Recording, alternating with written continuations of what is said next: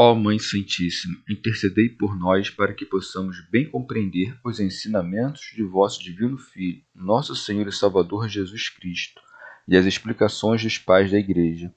Ó Virgem Imaculada, ofereço-vos este trabalho e peço que abençoais aqueles que o ouvirem, e que seja para a maior honra e glória de Deus. Amém. Senhor onipotente, purificai o meu coração e os meus lábios. Vós, que purificastes os lábios do profeta Isaías com carvão em brasa, e dignai-vos, por tal modo, purificar-me com a vossa misericórdia, para que possa dignamente anunciar o vosso santo Evangelho. Por Jesus Cristo nosso Senhor. Amém. Senhor, abençoai-me. Que o Senhor resida no meu coração e nos meus lábios, para que anuncie digna e convenientemente o seu Evangelho. Amém. Evangelho de Nosso Senhor Jesus Cristo segundo São Lucas. Falar abertamente e sem temor.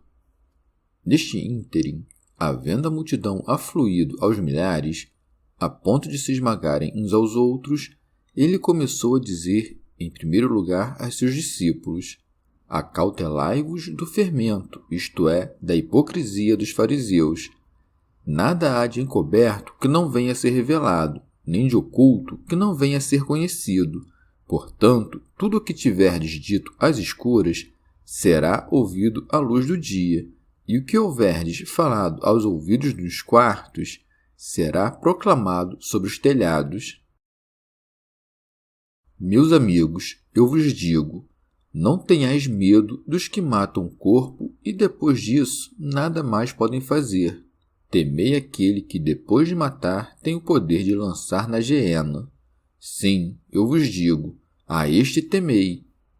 Não se vendem 5 pardais por 2 asses?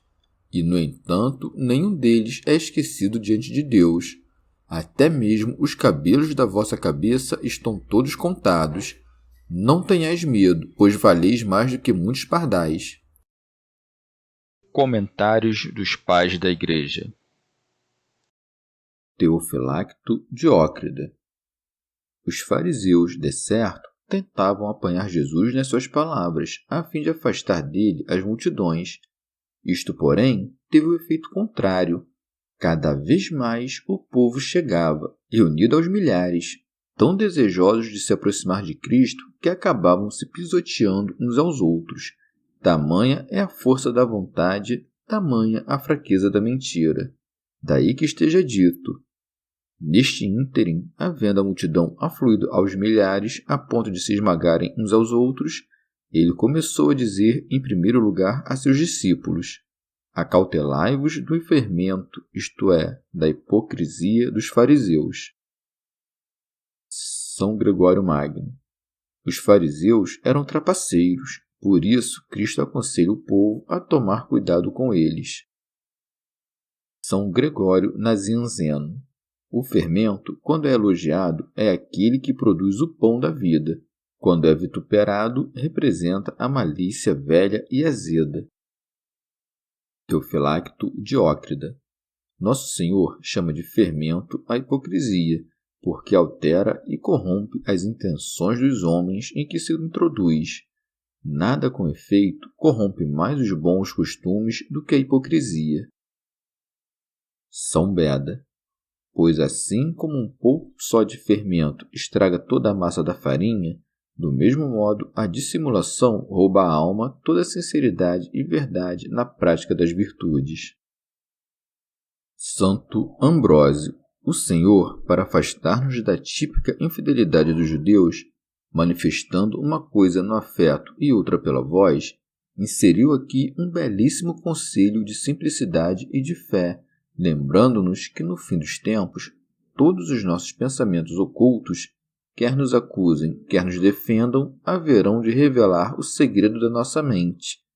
Daí que se acrescente: nada há de encoberto que não venha a ser revelado, nem de oculto que não venha a ser conhecido. Orígenes. Ou refere-se isto àquele tempo em que Deus há de julgar tudo o que os homens fazem às ocultas, ou quer dizer que, por mais que alguém tente esconder por meio da difamação os bens que fazem os outros, o bem, por sua natureza, não pode ficar escondido. São João Crisóstomo. É como se dissesse a seus discípulos: por mais que agora alguns vos chamem de sedutores e de magos, o tempo descobrirá todas as coisas, refutará a calúnia daqueles e proclamará a vossa virtude. Portanto, tudo o que vos falei neste canto do mundo, que é a Palestina, pregai-o audazmente a toda a terra, com os rostos descobertos e sem temor de nenhuma espécie.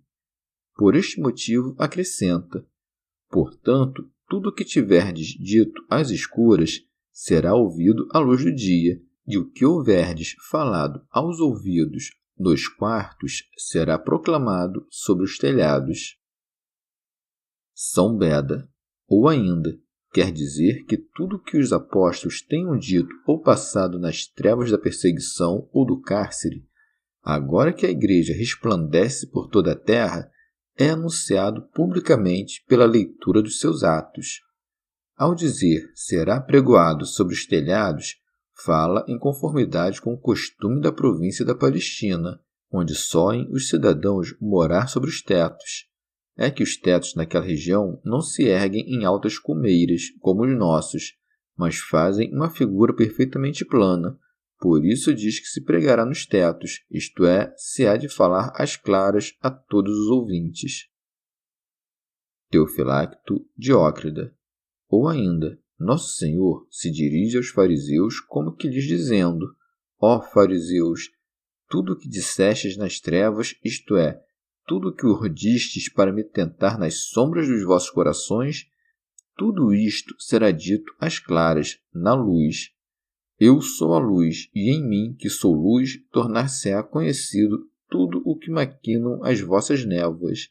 E o que dissestes ao ouvido nos vossos gabinetes, isto é, tudo o que por sussurros instilastes nos ouvidos uns dos outros, será pregoado sobre os tetos, quer dizer, eu o ouvi tão claramente como se mo tivesses anunciado desde os tetos.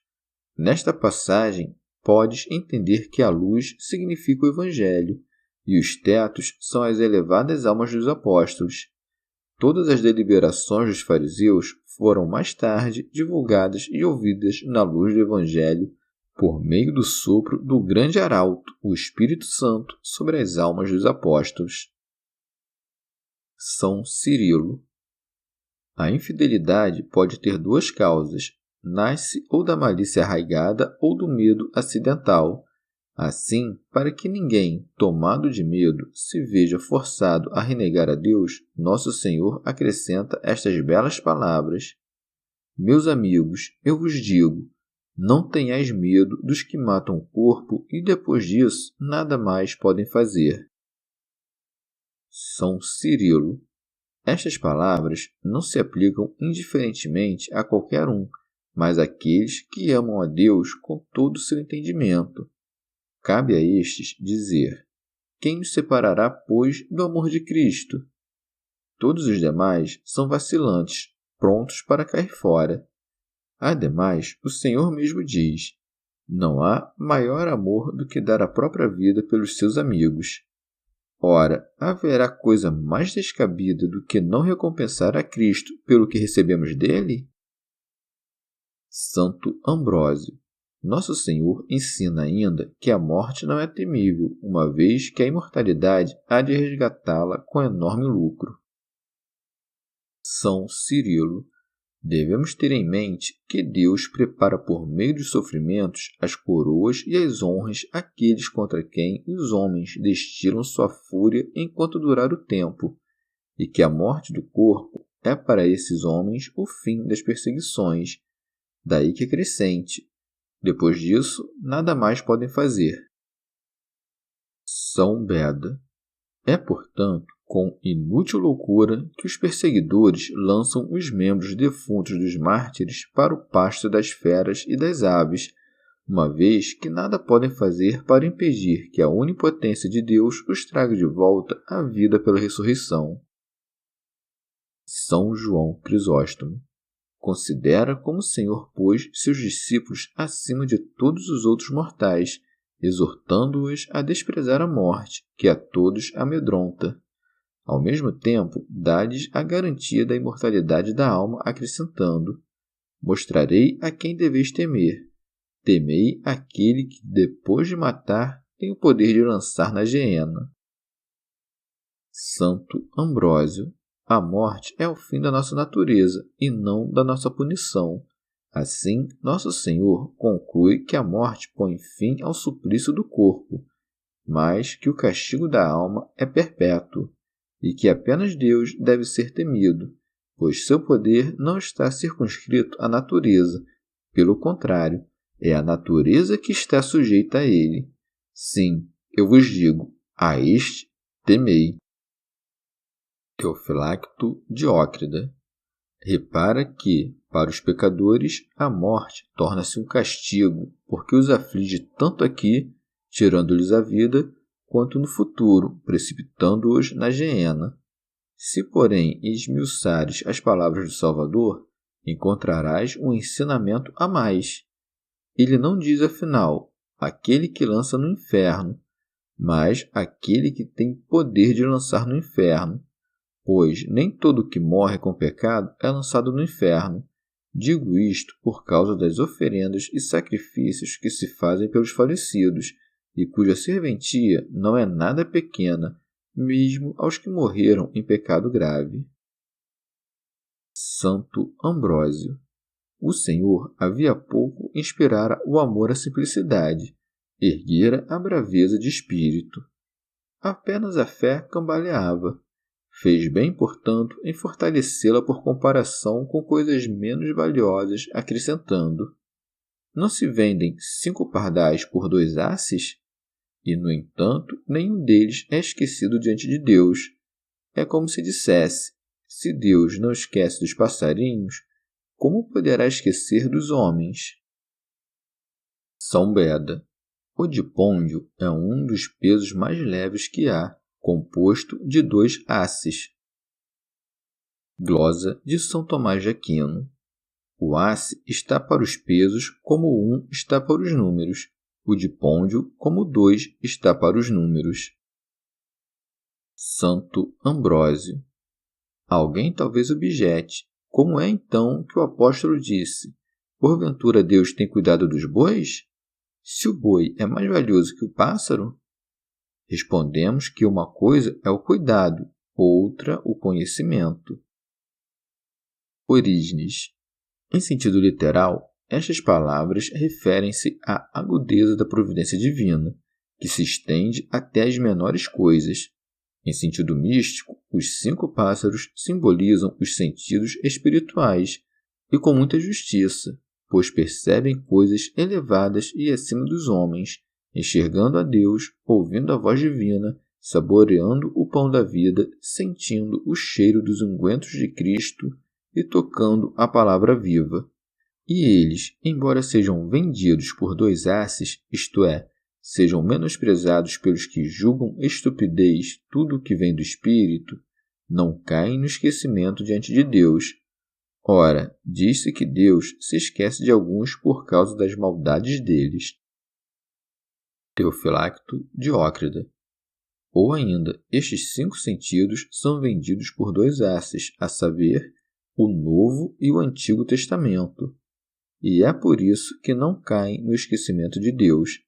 Aqueles, com efeito, que entregam seus sentidos à palavra da vida, tornando-se dignos do pasto espiritual, Deus nunca os esquece. Santo Ambrósio.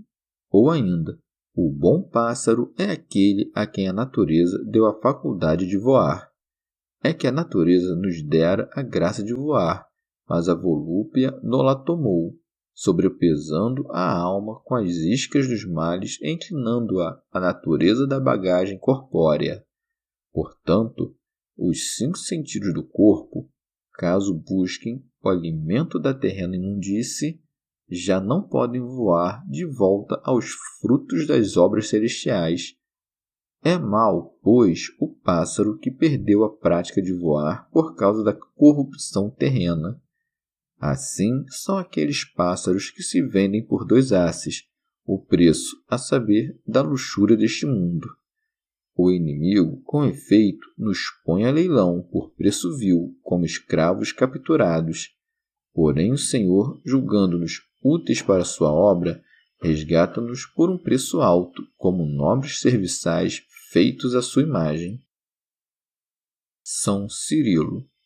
Nosso Senhor tem o cuidado de conhecer com diligência a vida dos seus santos, daí que se acrescente: até mesmo os cabelos da vossa cabeça estão todos contados. Isto quer dizer que o Senhor sabe com toda a diligência tudo o que diz respeito a eles. A contagem manifesta a diligência do cuidado que ele aplica. Santo Ambrósio. A contagem dos cabelos não significa o ato mesmo de contar os cabelos, mas o fácil conhecimento que Deus tem de todas as coisas. E faz bem em dizer que estão contados, porque sempre contamos as coisas que queremos conservar. São Cirilo. Em sentido místico, a cabeça do homem é o intelecto, e os cabelos, os pensamentos, que estão descobertos para Deus. Teofilacto Diócrida. Ou ainda, por cabeça de cada um, deves entender a conduta de vida digna de Cristo, a qual os fiéis devem seguir, por cabelos, as obras que mortificam o corpo, que são contadas por Deus e dignas da providência divina. Santo Ambrósio.